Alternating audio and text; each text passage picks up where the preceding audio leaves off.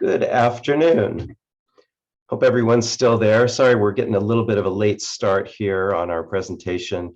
Hopefully that gave you all time to get another glass of wine, but we're ready to rock and roll. So welcome to our presentation from Marin Coalition, Challenges and Opportunities for Public Transit Post-COVID.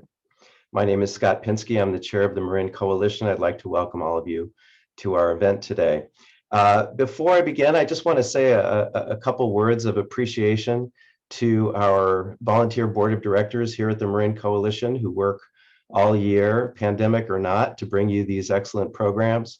And I appreciate all the time that they spend and wanted to recognize them. And especially I wanted to shout out to Kevin Haggerty, who is our chair of the program committee, who is instrumental in getting all of these topics and presenters lined up for you. And also to Alan Shabitz, who is our webmaster and technical guru, and who works to bring you these flawless presentations. So thanks to them, thanks to everybody on our group, and thanks to all of you for coming and participating in our events. Let me tell you a little bit about what's going on for the remainder of our season, which formally begins in the fall and ends in the summer. We have, excuse me, 3 very interesting and very important events lined up for the rest of our season. First, in response to the growing concerns about a drought crisis here in California, we've assembled a team of, a group rather, of leaders from Marin's water agencies to discuss the water shortages and to discuss the steps that we all should now be taking to minimize our water use and prepare for the shortages that we're already experiencing. Our guests will be Ben Hornstein, the general manager of Marin Water, formerly MMWD, and Ryan Grisso, the water conservation coordinator for the North Marin Water District. That program will be May 6th, Thursday at noon. I'm going to be repeating all these dates, so you don't necessarily need to write them down.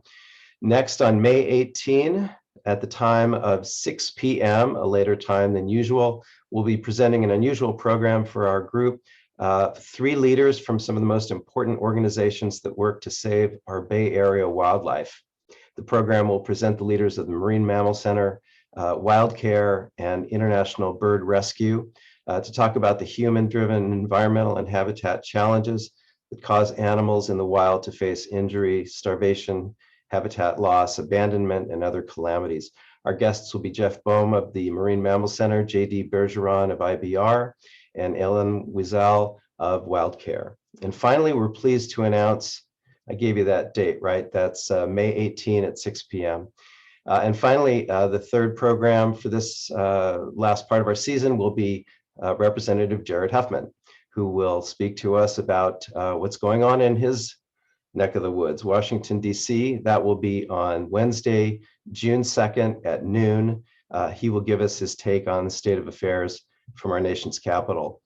So let me just do a quick screen share, and give you those dates one last time so you can take a look at them. There you go. If you want to make a copy of that or do a screen share so that you can refer to that later on, we're giving you that information now. So May 6th at noon, May 18 at 6 p.m., June 2nd at noon with Congressman Huffman. All right, let's get on to our program for today. First of all, for those who are not familiar with our group, Marin Coalition is an all-volunteer nonprofit public affairs organization here in Marin County. We welcome viewers from anywhere in the world to log on to our website, catch our programs. You can see our past programs on our archive page as well. For today's event, excuse me, rather than having participants on screen, we do these as webinars. And to participate with your questions, please send them to us via the Q&A tab. So if you go to the bottom of your Zoom screen, you'll see Q&A. Click on that, type in your question. We'll try and get as many answered as we can. Today, we're honored to have as our guests Denis Mulligan, the General Manager of Golden Gate Transit District, and Nancy Whelan, the General Manager of Marin Transit. They will be describing how their agencies have been coping with the pandemic-related changes in ridership and how transit agencies are coping with and planning for the future. Denis Mulligan is the General Manager and CEO of Golden Gate Bridge Highway and Transportation District. He leads a complex organization of buses, ferries, and the world's most beautiful bridge. With close to 850 employees, the district provides service to more than 50 million customers a year, plus another 10 million tourists who visit the landmark bridge annually. Prior to becoming general manager in 2010, he was district engineer responsible for engineering and construction works of the district. Previously, he worked for Caltrans for over 18 years. A lifelong Bay Area resident, Mr. Mulligan has a BS in civil engineering from UC Berkeley, and he is a registered California professional engineer in civil engineering. Nancy Whelan has more than 30 years experience as staff and manager within the public transportation agencies locally and as a consultant in the field. She's the general manager of Marin Transit, the local transit service here in Marin County. Prior to joining Marin Transit in 2014, she operated her own consulting firm for 15 years, and in that capacity, she provided financial planning and management services to transit agencies throughout California. She's held senior management positions at San Francisco MTA and LA Metro. And without further ado, it is my pleasure to present Denis Mulligan and Nancy Whelan. Thank you. Thank you and good afternoon. Thanks for the opportunity to talk about transit in the community. Nancy will share her screen and start the slideshow.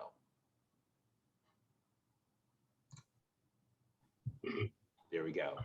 So once again, thank you for the opportunity to be here. Golden Gate is your regional operator, while Marin Transit is your local operator for transit. Next slide, please.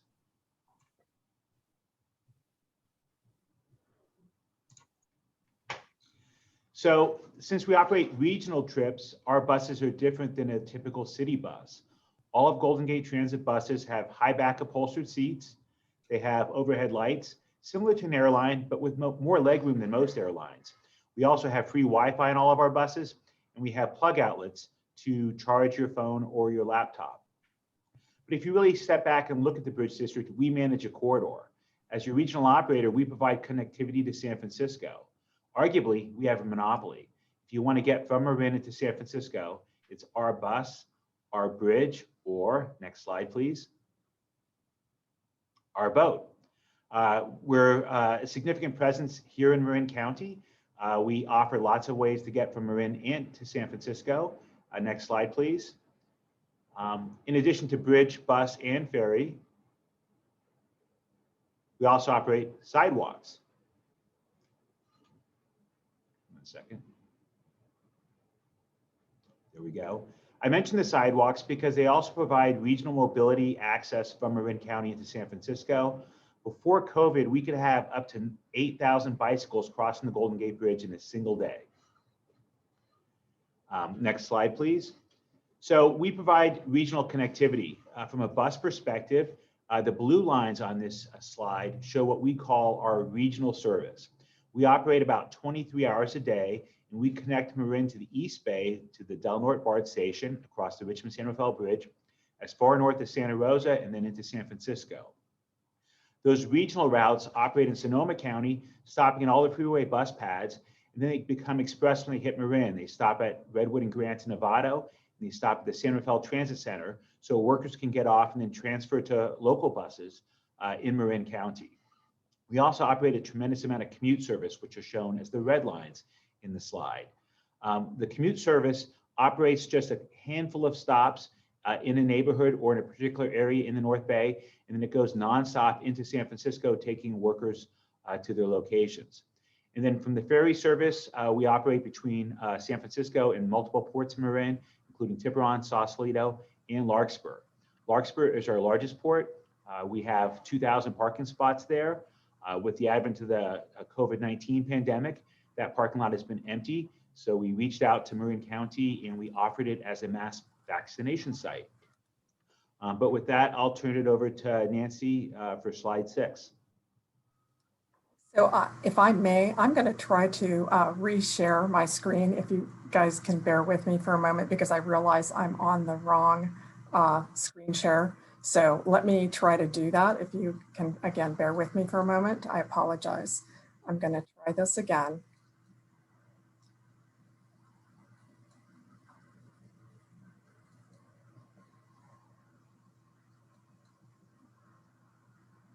That's the nice slide that shows the extent of our commute service. I might, since this slide is up, I'll mention one thing. Marin imports its workers, not just school teachers, firefighters, and law enforcement, but service workers. And most of the service workers in Marin that commute in don't own a car, and they rely upon Golden Gate Transit to take them from the East Bay or the North Bay into Marin County. And then they transfer from our regional bus service to local bus service to get to their places of employment. That's my segue.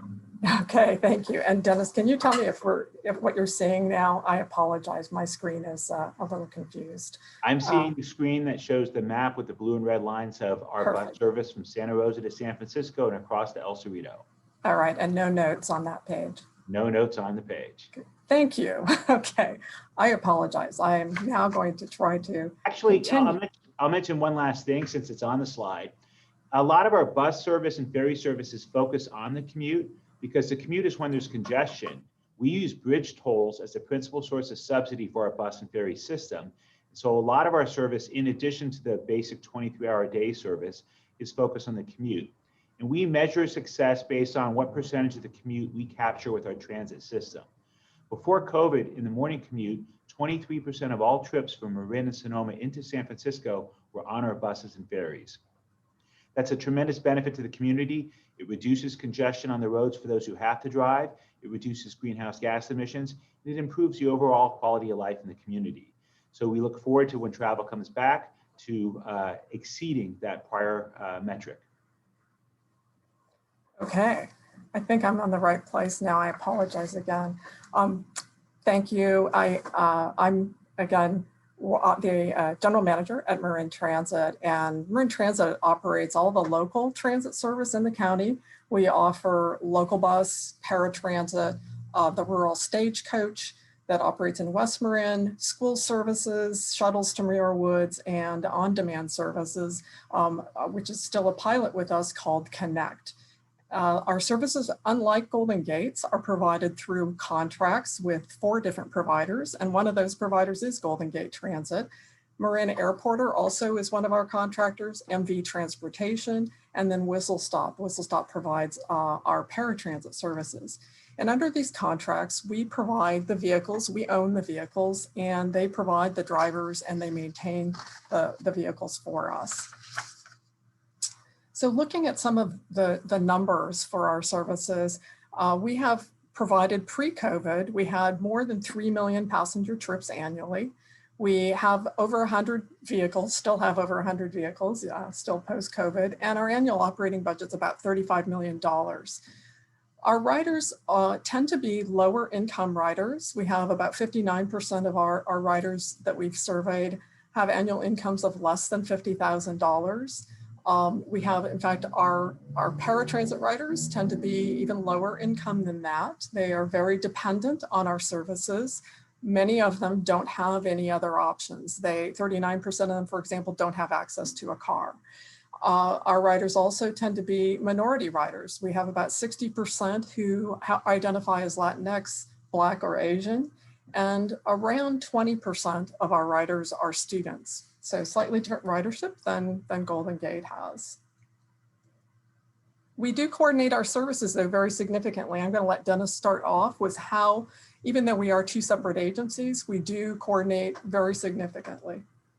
Thanks, Nancy. This is a picture of the Centerfell Transit Center. It is the 2nd busiest bus transfer center in the entire Bay Area. Before COVID, 9,000 times a day, people got on and off a bus here. So every 15 minutes, all the buses come together at once. We have buses coming in from Sonoma County, from San Francisco County, and from the East Bay, bringing workers primarily, but also students into Marin County. And then all the Marin local routes come together. And at this hub, we have something called the Pulse. At the top of the hour, quarter after, half after, and quarter to. And all these buses come in, there's a flurry of activity, and people transfer from one route to the other to get where they need to be. This has been going on for decades, and it's incredibly successful. And if you're ever driving by at one of those quarter points, take a look at it. It's an amazing thing to witness, and it is seamless for the customers. We also coordinate not just schedules, we coordinate fares. In Marin County, we carry a lot of local riders on our regional service. We have buses that go up and down the freeway bus pads in Marin and then go into San Francisco. And some workers, some residents, some students will ride those buses. It's the same bus stop that Nancy's local buses stop at. And it's the same fare media. So it's seamless to them. It doesn't matter whether it's a Golden Gate Transit bus or a Marin Transit bus. They get on, they pay the same fare, and they get off the same location. So it doesn't matter to the customer how something's branded. They want to know, does it take them from where they want to go to where they need to be? And what does it cost, and is it the same? So we make that as easy as possible for folks. We also coordinate our customer service center. Golden Gate operates a customer service center that provides customer service for Marin Transit as well as our customers. So someone only calls one phone number if they need help planning their trip. And with that, I'll turn it over to Nancy. Okay, so we do also provide coordinated paratransit services. So under the Americans with Disabilities Act, as public transit providers, we're required to offer complimentary paratransit service, complimentary with an E. That means that anybody who is within 3/4 of a mile of our routes and is unable to use our fixed route services, due to disability, they may be eligible for paratransit services. And our services are provided with a single call, kind of like Dennis said about the customer service. It's a single call to determine eligibility to get information about the paratransit services, as well as to schedule rides. So not only is it easy for the rider to use with a centralized administrative function, but also for us as transit providers, it's a single combined contract that we then can benefit from the cost effectiveness of that. So riders, paratransit riders can then basically, again, travel anywhere that our fixed route services travel, and if they're within 3/4 of a mile of that service. And Dennis, I think you already spoke to the customer service. Yeah, thank you. Okay, I'll move on then. So when COVID hit, we all were very challenged by all of the changes and the rapid changes, in fact, that were going on and what we needed to do. And so we had to respond quickly with service changes and schedule changes. And I know for us, we actually had 10 service changes during this last year, when normally we have about 4 or even less. So we were trying to keep up with all of the needs. And then, of course, we were very, very focused on the health and safety requirements that were changing very rapidly when in the early days of COVID. So with that, our services, the Golden Gate services and Marin Transit services, had to be very, very closely coordinated so that we could provide clear direction to our workforce and messaging to our riders and to the public so that it was consistent. And some of the things that we were doing, and I'm sure you know, but these photos show, for example, up in the left corner, we of course require passengers and drivers to wear face coverings. We offer hand sanitizer on our buses. So you can see middle picture there, that's the dispenser for hand sanitizer. We offer masks on some buses there, shown in the right. On the left lower photo, you can see, and it's hard to see, I think, but there is a plexiglass barrier that has been installed that's between the driver and the rider, and that's to reduce transmission of the virus. And then the bigger photo here on the right shows how we've tried to maintain the physical distancing, meet that 6-foot distancing requirement on the buses. And this is just showing that certain seats are blocked off. We have numerous other protocols and measures that are in place at our workplaces and at the transit hubs and other and on buses and other vehicles. We'll talk a little bit more about that as time goes by. Okay, Dennis. So COVID had a devastating impact on the Bridge District. There's a precipitous drop in travel with the advent of the shelter-in-place orders about 13 months ago, as evidenced by this photo. I took this photo from my office, the balcony behind me, during the morning commute period on March 17th of 2020. So people, the good news is, followed the guidance from our local, state, and federal public health officials, and they stayed home, they sheltered in place. For an agency such as Golden Gate, where tolls are a principal source of revenues, not just to maintain the bridge, but also to subsidize our bus and ferry service, that's been quite challenging and problematic. Many transit agencies are funded with sales tax revenue. And While everyone thought sales tax revenue would also experience a precipitous drop, outside of urbanized areas, suburban counties, it's actually been flat or in some cases gone up slightly. So many transit agencies are not seeing the same financial challenges that Golden Gate has. With the gradual easing of some of the restrictions, we have seen some traffic rebound, but we've been down between 20 and 30% on bridge traffic for about 8 or 9 months now. Before that, it was down significantly more. So we use about half of our tolls to subsidize, we use half of our tolls to maintain the bridge, and the other half subsidizes bus and ferry service. And so we have enough to maintain the bridge, to protect the bridge, and to operate the bridge. But the tolls available for transit are significantly down, and we've been very, very fortunate that we've been able to receive one-time federal money to carry us over through the other end of the pandemic. I might add that while bridge traffic is down 20 to 30%, that's over the course of the entire day. What's interesting is the commute period from 5 a.m. to 9 a.m. Monday through Friday. Commute bridge traffic today is still down 40%. Also, ferry service and bus service that commutes into San Francisco is way down during that same time period. If you think about it, that makes sense. We take people into San Francisco to get into tall buildings to go up elevators 20 stories, and people are not doing that today. So that part of our bus business, the commute routes, have been significantly cut, while our regional service that goes up and down the 101 corridor, carrying essential workers, service workers to jobs, is still fairly robust. Our ferry service is decimated because it's primarily a commute market. But this photo kind of captures it well. This is rush hour at the Golden Gate Bridge. So along with that, our transit services were tremendously impacted. And for our services, we had to suspend the Muir Woods shuttle because the woods were closed, at least initially. They opened up later. And in fact, we were hoping to restore Muir Woods shuttle service this summer, but it's been closed for a year for us. Additionally, of course, schools were closed, so all of our supplemental school routes and the yellow bus services were canceled. Those two services, the school services and the Muir Woods shuttle services, are 25% of our ridership, or at least pre-COVID, they were 25% of our ridership. In addition, of course, Dennis mentioned bus and ferry commuter routes were suspended as people began telecommuting and were staying home for the shelter-in-place orders. And then the obvious thing is that we all saw an immediate drop in ridership, and transit agencies across the country saw this. And you can see some of the numbers there on the right.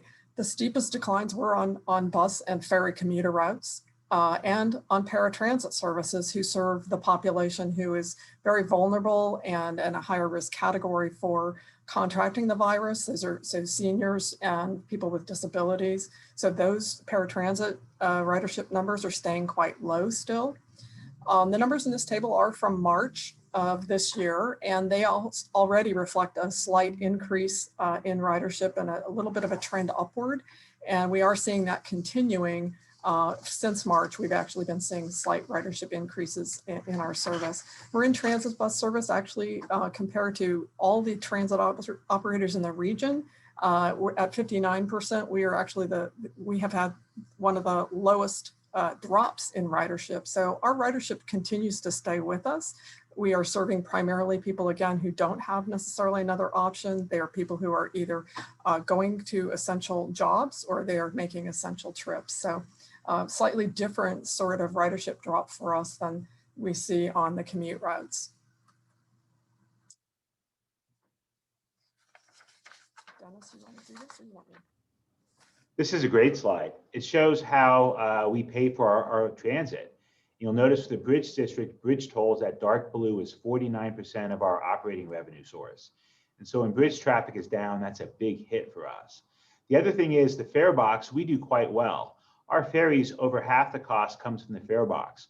So when commuters are not going to San Francisco and we have a 97% drop in ferry ridership, that means I've lost half of my ferry budget. Plus, in addition to losing half my ferry budget because of fare box from people not riding the ferry, I've also lost the part with respect to bridge tolls. So our revenues are very upside down. Marin Transit, as you see from the slide, has a different primary funding source, that is sales tax. And that's been less impacted by the pandemic in Marin County than tolls. physical distancing on public transit is becoming a significant challenge for us, especially as riders start to return to our service.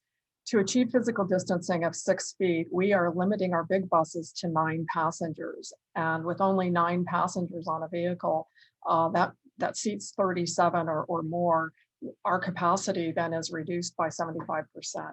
And that means that when a bus pulls up to a stop and it has 9 passengers on it, and if there's a passenger waiting at the stop, they can't board the bus, and that means that they will be passed up, and we call it that, a pass up. So to help address that, we have added backup bus service on our most heavily traveled routes that serve the Canal, San Rafael, Mill Valley, Marin City, and on service that goes across the Richmond Bridge to across the San Rafael Bridge to Richmond. And that while we've done that, we are still experiencing pass-ups, but with the frequency of service, particularly on our most heavily traveled routes, we in fact have service that is now every 4 or 5 minutes through the canal. At least the folks who are being passed up are not having to wait very long. The issue for us, though, of course, is as the economy opens and riders return to transit, we can't sustain that kind of capacity reduction. Our buses were built to carry as many people as we can, and so 6 feet of distancing is really just not sustainable for us. So Denis and I and the general manager from SMART have been in conversations with our public health officer from Marin County. And we've been working on how to increase the capacities from 25% to 50% in the next few weeks. This change is very much consistent with what the research shows, indicating that with all the other precautions that we have in place, the face coverings, the increased airflow that we have within the buses, the enhanced cleaning and sanitizing of our buses, that this level of distancing will be safe. And it's really very consistent with what the state of California has done with its blueprint for a safer economy, with the yellow, the colored tiers, going from purple to yellow. And certainly, restaurants that can open with 50% capacity where people are not wearing a mask, it kind of is just logical that you might be able to sit on a bus for 20 minutes wearing a mask and still not be at risk of transmission. So that's, again, been a big issue for us.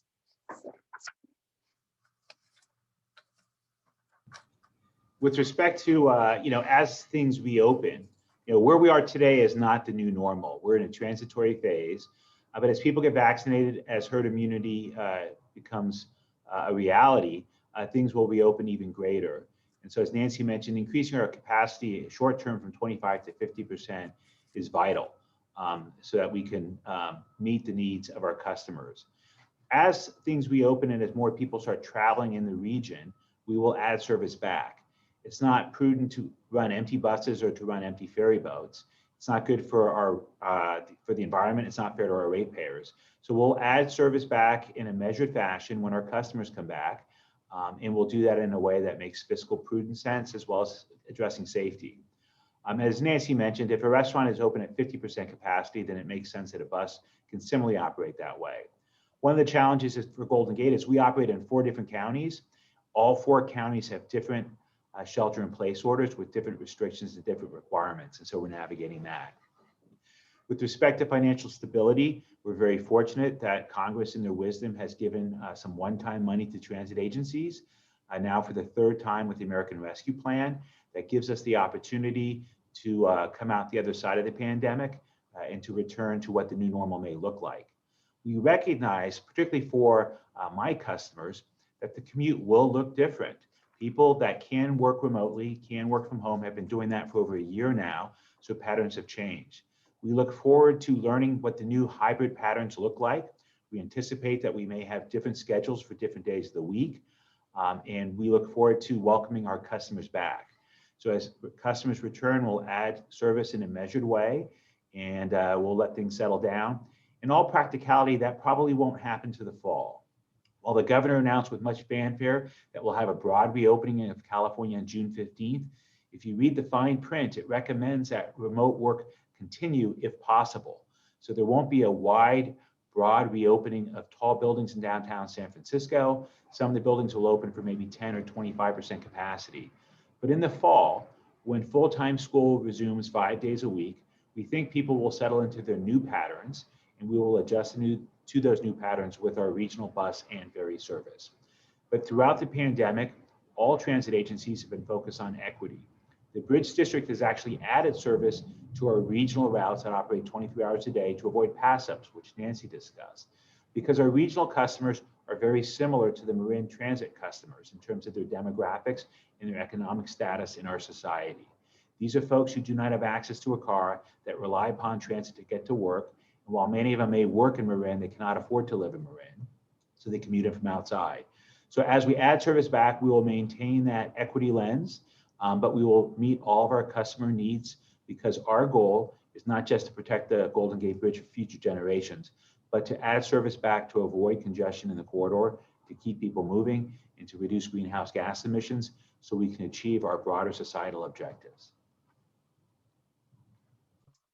So while our focus has been necessarily on the impacts of COVID and how we have been working with the virus as we operate our service, we have continued with projects that we have started and have a lot of long-range projects still underway. And we just want to speak very briefly about a couple of them. And at Marin Transit, we have been introducing zero-emission buses. These are battery electric buses. We started a pilot project in February of 2019 with 2 buses. These are on our Marin Transit routes that are operated by Golden Gate for us. And the vehicles are charged overnight at the Golden Gate facilities in Centerfell. And we did an evaluation of this pilot about 6 months ago. And let me share some of those results. Just we determined that the range of the bus was pretty good. It was what the manufacturers had listed, which is 120 miles on a single charge, again, an overnight charge. The technology is reliable. The bus has been operating quite well. They are using energy more efficiently than traditional fuel buses. They're reducing emissions, of course, and that was one of the biggest goals. We did know and note that there are higher fuel costs. The cost of electricity, particularly due to demand charges, has been higher than what you might see in a traditionally fueled bus. And we do know that there is more analysis needed to really test the bus on different terrains, the driver impacts and how drivers, their driving style impacts the performance of the bus, the battery degradation over time, and then maintenance costs. So we're still doing some more work on that. But meanwhile, we do have another zero emission bus procurement underway, and we are looking for 4 more buses to be delivered in the fall here. We are also in anticipation of those buses. We're installing additional overnight chargers at our facility in Nevada. And then, of course, we are gradually incorporating more zero emission buses and battery electric buses specifically into our fleet as we can. One of our challenges is our buses are federally funded, and we need to make sure that we have a federally eligible bus to be able to put that money toward. And because our fleet is quite different, as you saw from my first slide about our services, we operate a range of vehicles from small van size, shuttle size vehicles on up to big buses. There aren't as many federally eligible buses. So our part of our fleet transition plan is really dependent on what the market is and what the manufacturers make available to us for the different types of vehicles that we have. Certainly, we are pushing as fast as we can on those that are available. So that's our project. I'm done. Thank you, Nancy. One of the projects we're working on is the Centerfell Transit Center relocation. The Centerfell Transit Center has been at this location for about 30 years now. It's looking a little tired, but it is functioning amazingly well prior to the smart construction of the extension from Centerfell to Larkspur. That construction bisected the then 25-plus-year-old facility, and it made it, I guess I can politely say, suboptimal.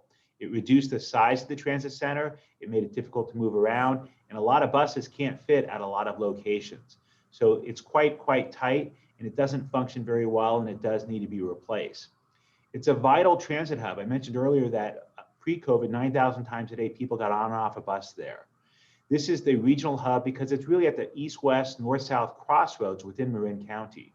So Marin Transit service that goes to West Marin operates out of here, as well as a tremendous amount of local service. And that's vital because our regional buses from Sonoma County, from Contra Costa County, and San Francisco County come here so workers can get off that regional bus and hop on the almost endless array of Marin Transit options to get to different locations within Marin County. So we have a project to create a new transit center. It's a tremendous opportunity. Where we are today is we're on the cusp of releasing a draft environmental impact report. We've had a series of community meetings. We worked on and developed some alternatives in concert with the city, with Marin Transit and SMART, and those concepts have been studied now, and the reports are being finalized. And probably as soon as June, we'll release the draft EIR.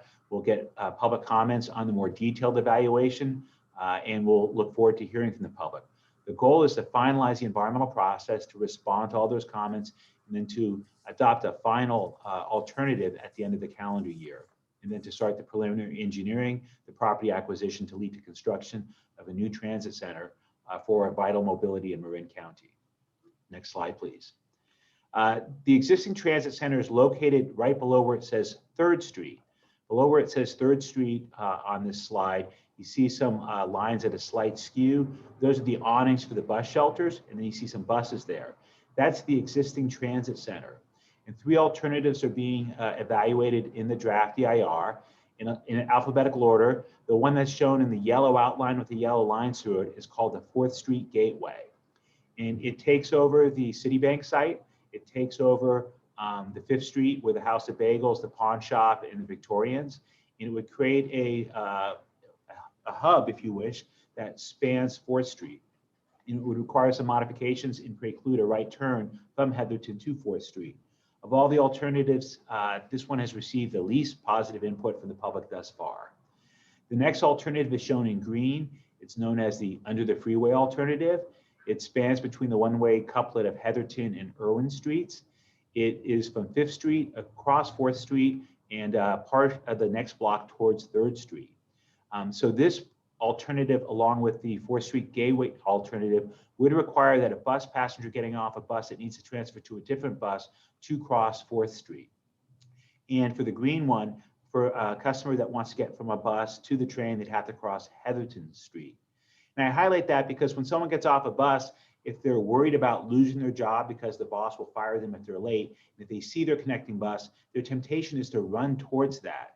And so to separate bus movements across the street does introduce some challenges to keep bus passengers safe. Those passengers may not think like you or I think in terms of, should we just bolt for that bus? I might point out one other thing. Part of the bus waiting area and the bus staging would be under the elevated freeway. It's not one structure. The northbound and southbound viaduct structures here are separated horizontally and vertically. And less than 3 years ago, a truck found that space and pancaked 4 cars that were parked below. That is where part of the facility would be located. The final alternative is shown in pink. It's known as the whistle stop or whistle stop surround alternative. I suppose we should rename it the Vivalon alternative. But this site would take all the transit movements and put them together where people transferring between buses or between a bus and a train would not have to cross a public roadway. There's pros and cons of all these alternatives. A draft EIR will be coming out. We're very appreciative of all the feedback we've received thus far. We anticipate much more feedback when the detailed analysis is available. So I encourage you when that comes out to participate in the process and to tell us what you think. Next slide, please. So while we're doing projects, we're navigating the pandemic.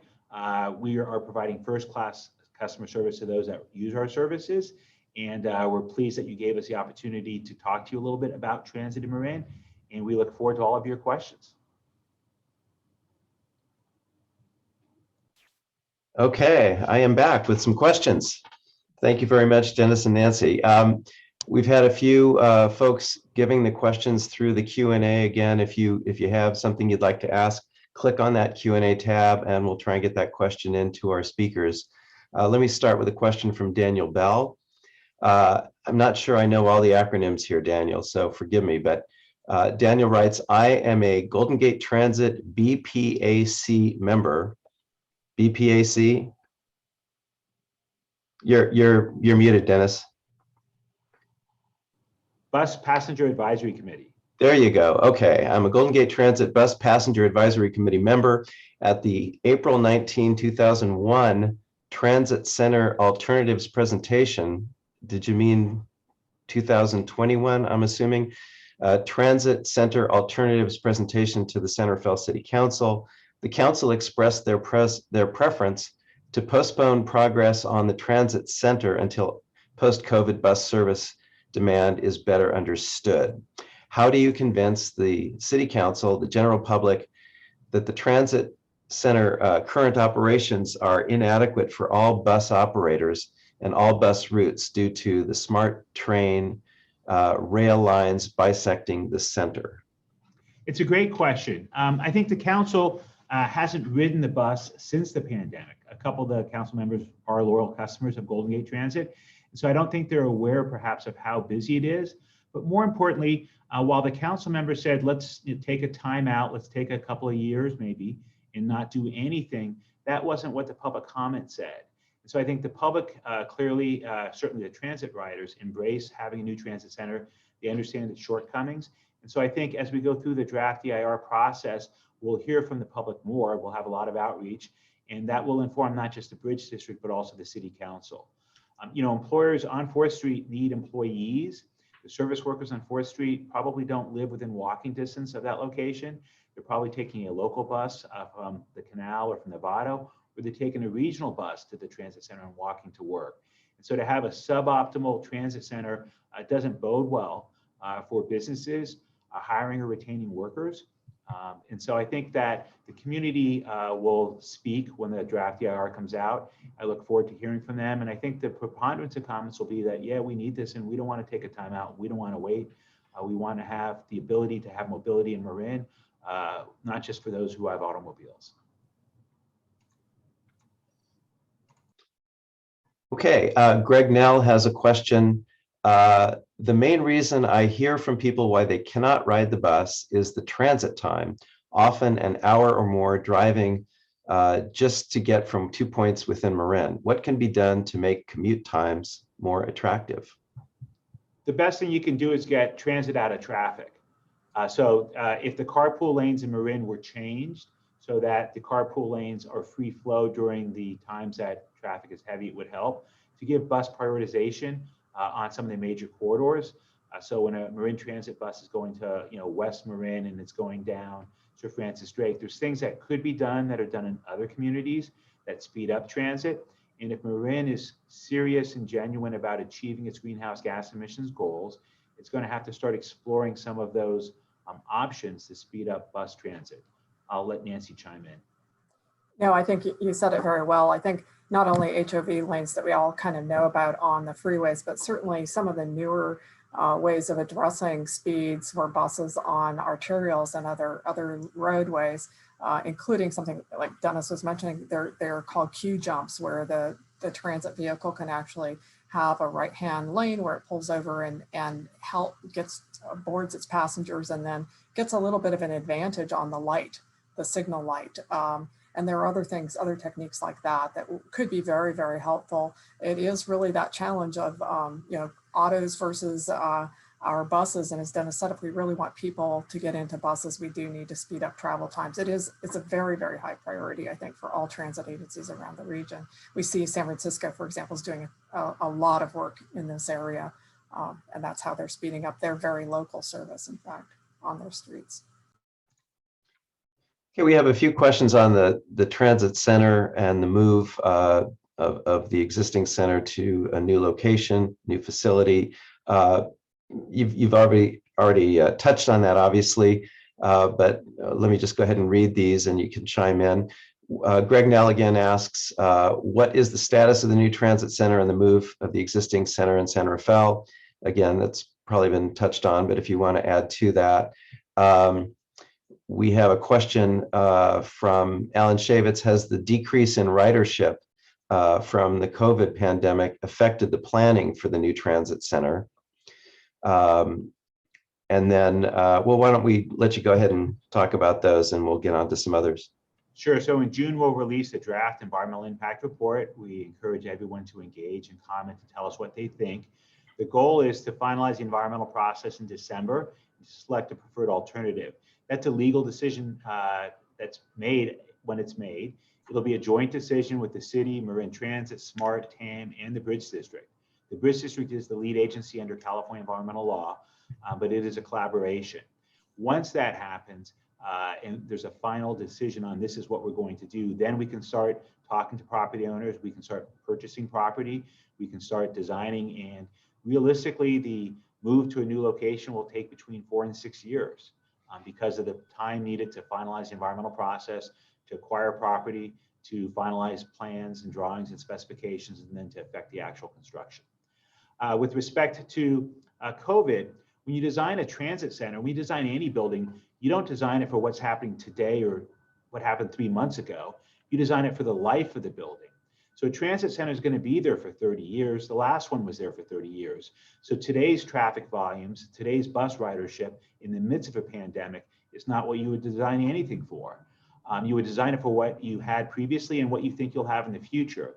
If Marin County is going to add people, if it's going to add residents, if it's going to add jobs. Marin's traffic growth the last 15 years has been a job growth of service industry jobs that has people commuting into Marin.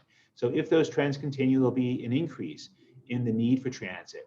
And more significantly, if we get serious and we embrace the climate emergency that confronts all of us, we're going to have to grow transit ridership as one of our goals.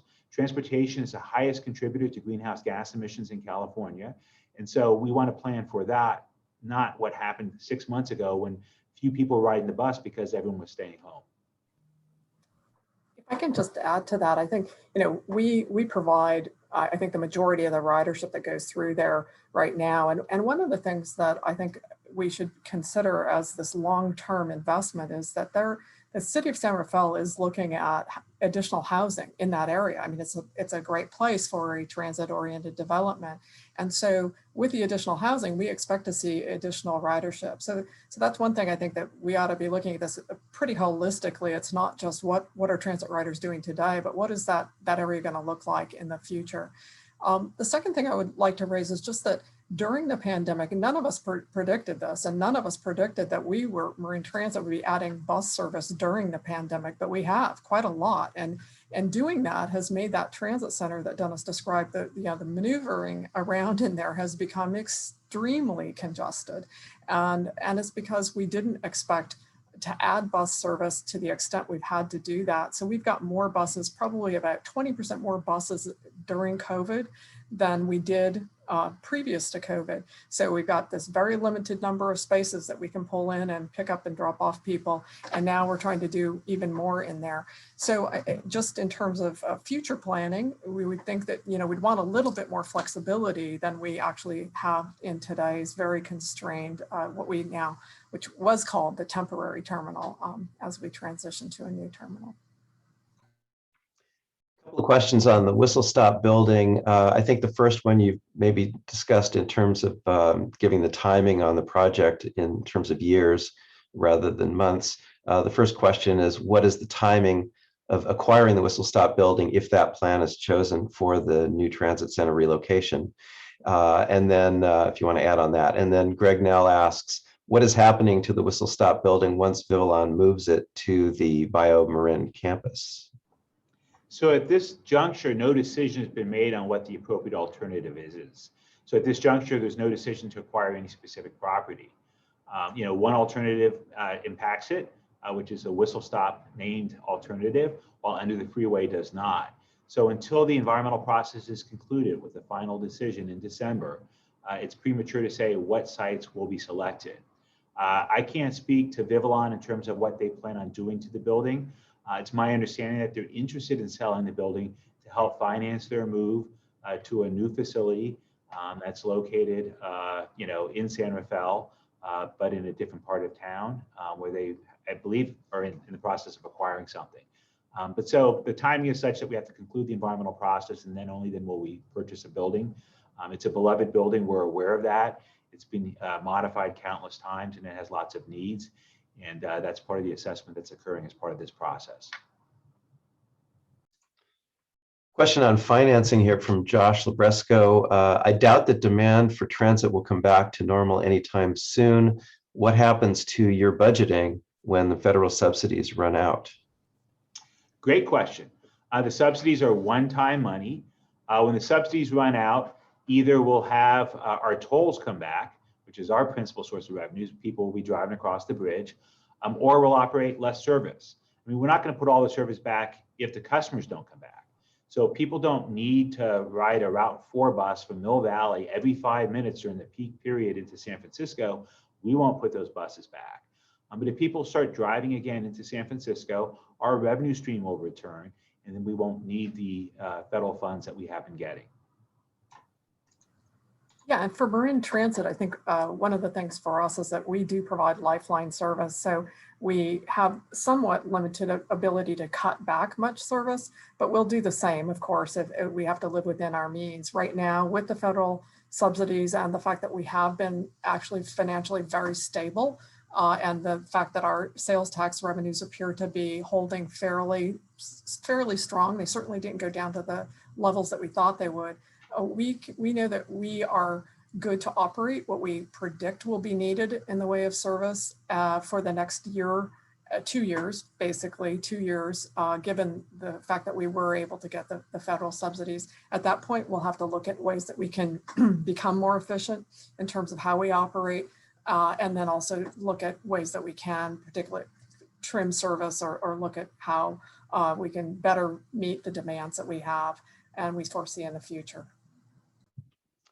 We have a follow-up from Mr. Nell on your prior response. I like your answer that you are looking at changes to advantage buses, such as priority at lights, priority in traffic. How can this be moved forward with all of the various jurisdictions in Marin?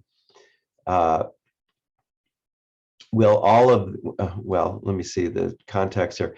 How can this be moved forward with all of the various jurisdictions in Marin? With considering the fact that the Grand Duchies, as he refers to them, are very protective of their local control of traffic, et cetera. Sorry for butchering the question. I think there's two parts to it. One is Highway 101 for the regional service, and the other is local streets.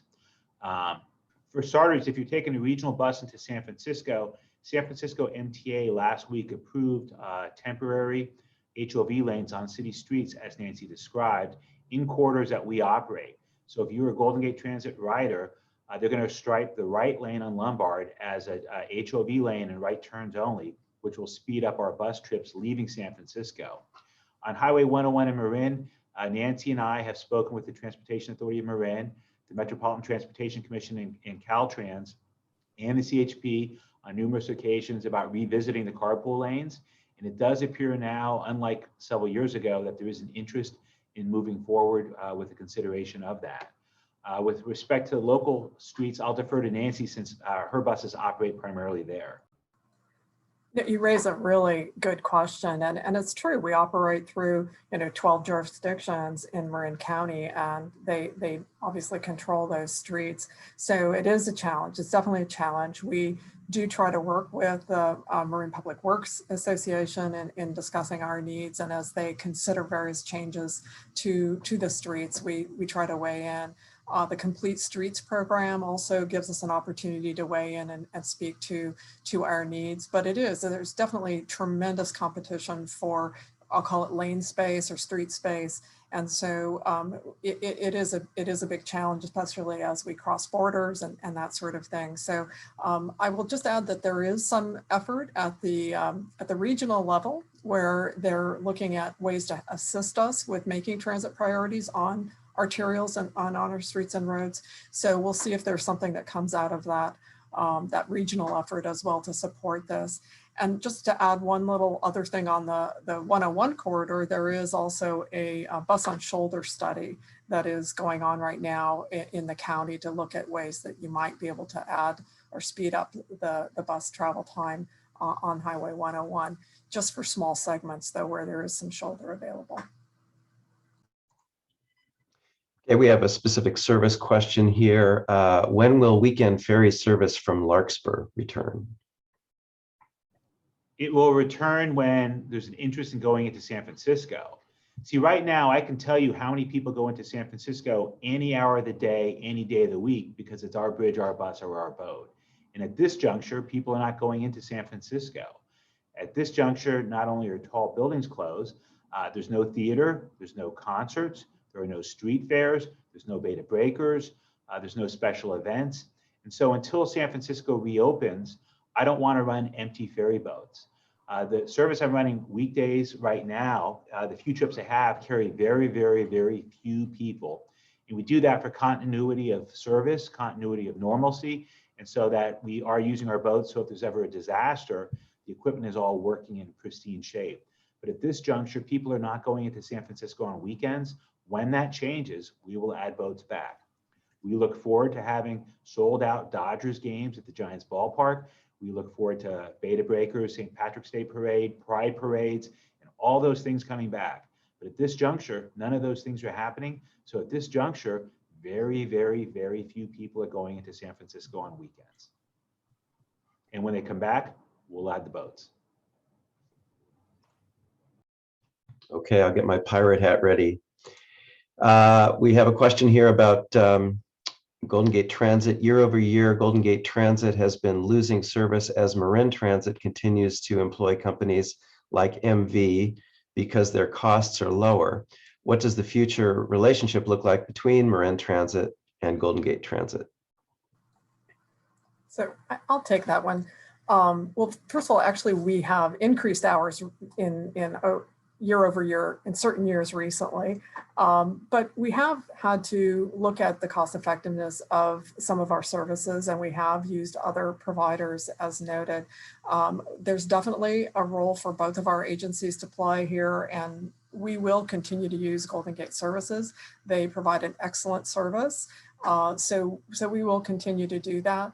I think our ridership, we expect our ridership probably to come back, if not to the full capacity we had pre-COVID, but certainly something approximating that, more like 80 to 90% in the next couple of years. So we're not anticipating cutting service at this point, unless financially we need to do that.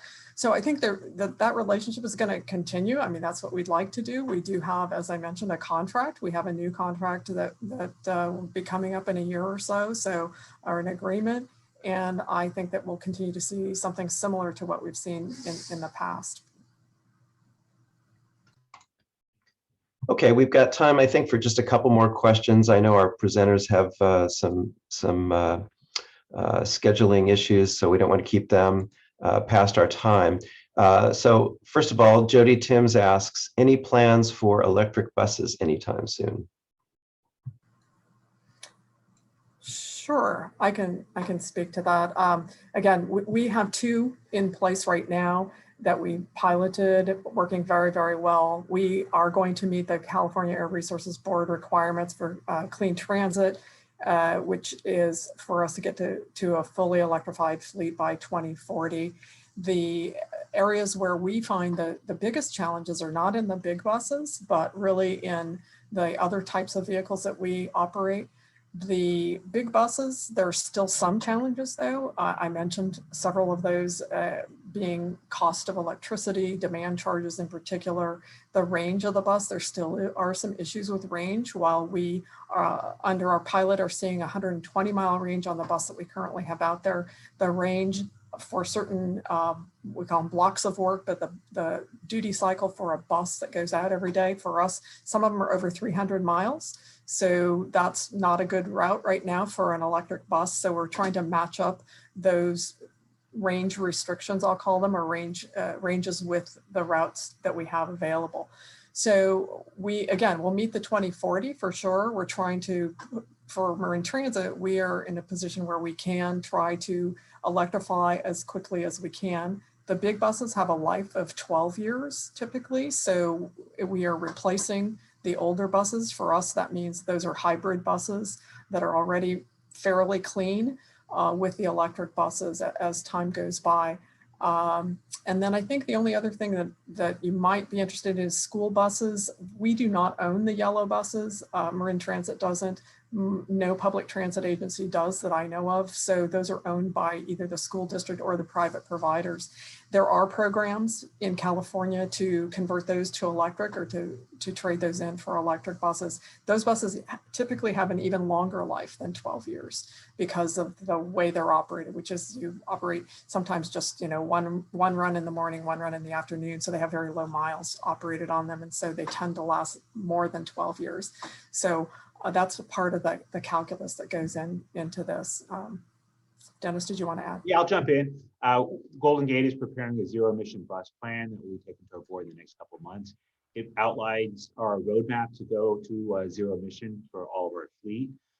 Currently, we're very pleased that Marin Transit has 2 electric buses that we operate for them because we're learning a lot. As Nancy mentioned, they have a 120-mile range. That will not do a round trip from Santa Rosa to San Francisco. So that bus would not make it all the way back to Santa Rosa if it left there in the morning. So we put about 400 miles a day in all of our buses. So the technology right now is not quite there, but it's getting there rapidly. And so we're thrilled with that. And we will be transitioning slowly initially to electric buses. Last year, we bought 67 new buses. They were diesel hybrid electrics. They reduced the amount of fuel we burn by 25%. Greenhouse gas emissions are a direct function of fuel consumed. We also use renewable diesel on all of our ferry boats and our buses. We renew the specific product we buy, according to the California Resources Board, from a cradle to grave perspective, has 67% less greenhouse gas emissions than a conventional low sulfur diesel. So we're doing what we can in the interim. A hybrid electric bus burning renewable diesel with that footprint is better than someone driving in a car. But we do look forward to an all electric future. We look forward to buses that can do 400 miles, including going up hills and running air conditioning and heaters. Thank you. And thank you, Nancy, for addressing the school bus issue. That actually was Jody's question and I misread it. So you covered it and I appreciate that. Let's finish up with a final question. This is from Greg Nell again. May or may not be within your wheelhouse, but the question is, how realistic is a new 580 connector post-COVID? Or is this a question for TAM? TAM and Caltrans, Caltrans owns the freeway. TAM is the lead agency on the preliminary studies and working in partnership with Caltrans. They'll be going through an environmental process. They're in the pre-scoping phase right now. They had a workshop a couple days ago. So you can go to the TAM website and look at a lot of information. How realistic it is, it's a large public infrastructure project. It takes political will and money. It also takes community buy-in. And so I know Centerfell, the canal neighborhood in particular, and others are very interested in what may or may not happen there. But it will be an expensive undertaking. And I look forward to hearing the answer from TAM. Okay. Well, we're going to have to leave it there. We've run out of time. I want to, first of all, thank our speakers, Denis Mulligan, Nancy Whelan, for a very interesting and informative presentation and for giving us your agency's perspectives.